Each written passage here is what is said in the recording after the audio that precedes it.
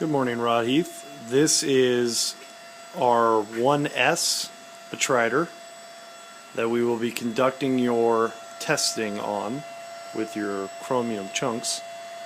There you can see the VFD, the variable frequency drive. Here is the shaft and arm assembly going into the tank. You can see the media, which is a 3/8 inch carbon steel media. It's the tank. You can see the hoses going off, which go to the water cooling.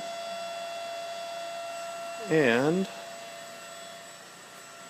here is 2 kilograms of your material. The finer aspect of material that you sent in. The other chunks I will try to run after I run this material, but I believe they're going to be too large to mill.